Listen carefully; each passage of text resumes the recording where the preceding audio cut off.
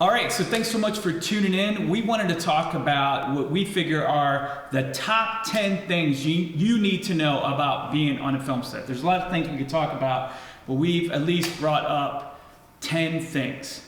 So, number 10, one of the things that you should know about is dietary considerations. When you're on set and you're on a diet, or you're a vegan, or for medical reasons, or allergies, whatever it is, make sure that you come prepared. Certainly you'll want the production coordinator to know as they set up the call sheet and they let craft services know, but you have to come prepared. Yeah, if you got special needs, and your diet is restricted, make sure you have something that you can eat to keep you going during the day. And like Ron said, make sure that the production coordinator knows so that they can set it up for you, because craft services, they're there to take care of it. And we've done this on set where you think you're taking care of the vegans out there, and then sure enough you mess up and you're like, no, I can't eat that, and you feel horrible because they end up in the corner like eating rice. It sucks. So be prepared. Yep. All right, so number 9, be a problem solver. All right, so basically, don't be the problem, solve the problem. There's so much stuff going on set that there's bound to have something go wrong. Yeah, I mean, you're an independent filmmaker. It isn't when or it isn't if something's going to happen. It is certainly when something is going to go wrong. So don't just say, hey, something's wrong over here. Come with a solution. Yeah, don't be that guy who only finds the problems and stuff. Yeah. Be a problem solver. Yeah, you want to get invited back. All right, so number 8. Now this sounds good, but it doesn't really help the producer. And it's when someone says, hey, whatever you need help with, I'll help out and come on set. If you're trying to get on set, that's probably one of the, not the worst thing you could say, because it's coming from a heart of and an honest desire to help. Yeah, on set. But what it does is, it doesn't put the producer to put you in a particular box. Like, how can you help? What do you want to do and what can you do are two things that you should highlight. So, hey, I'm an actor, but I can also do grip work. Now that helps the producer figure out, now I know where to put them. So don't say, hey, whatever you need help with, actually give something that you have a skill set for or a desire to do. Yeah, he's got 100 boxes to check off, so make it 99. Yeah, exactly. Number 7, why can't my friends visit the set? Right? Yeah, exactly. So visiting the set sounds like a no-brainer. We chose a visual medium to be able to display our films. We love having people on set. Part of the problems that you probably didn't think about is liability issues, right? So once someone comes on set, there's a certain sense of liability you have to be careful about. And then the other thing is craft services and food. Yeah, there's only so much food and it all costs money. And everyone says, I won't eat anything. But no way are we going to be there calling lunch and then not have someone eat. Yeah, they're going to eat. So it's better to get... I'll go hungry before I'll let a guest not eat on set. No doubt. They're going to get food first. And we'd rather just know up front. So no surprise guest. All right. So the flip side of that is if you're on set, don't pig out. Yeah. So number 6 is pigging out. So that always, there's a temptation because you get hungry and stuff. And the challenge is you think everybody's gone through the line. What you don't know is there's a huge volume of crew that is probably babysitting the camera.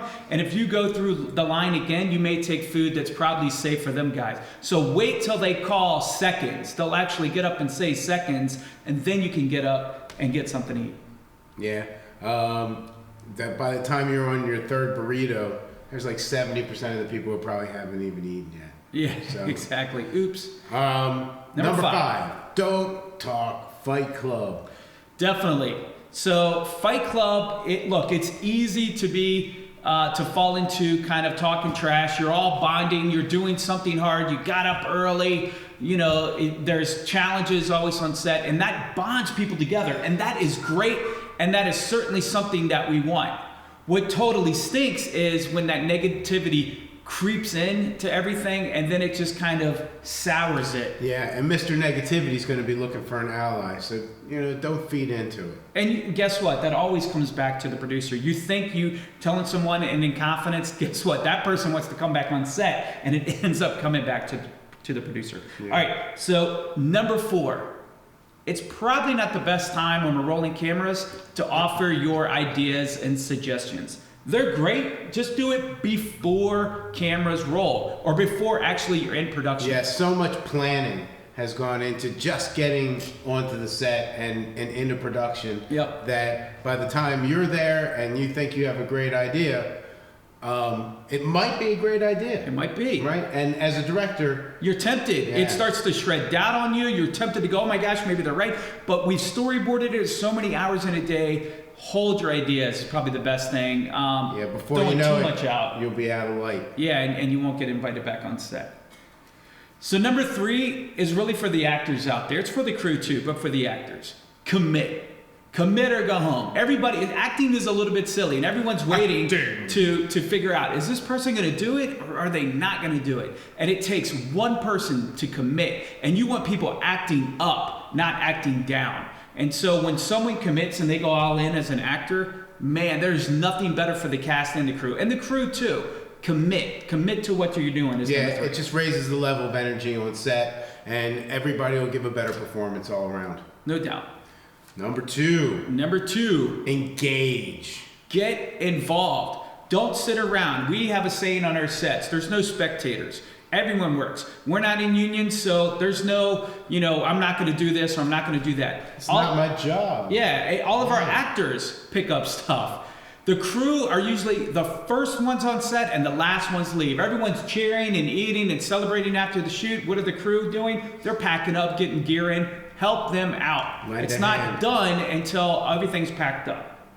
And number 1. The number one thing that you can do to make life on a film set easy is always come up and find win-win scenarios. So be it all the things we have before, dietary, being a problem solver, trying to get people their ideas, always end and come up with a win-win. But, and I think you always have to remember, right? Everybody wants to tell their story. Yeah. It's not just, when you put in with a film, it no longer is about Ron and Skip and Jerry the Forges. It becomes our story, and we want that to happen. So create win-wins. We know why people come on our sets, and yet we want to tell the story, and there's a way to win-winning. All right, well, that's kind of our top 10 things with life on a film set. We hope you find that helpful, but we want you guys to engage, comment with us, keep the conversation and the dialogue going. So we hope that's helpful, and until then, we'll see you next time. Later. So you have a feature film finished, but do you know what rights that you can negotiate for? I'm Ron Newcomb for the Ford Studios, and we have a 43-minute larger training workshop that you can go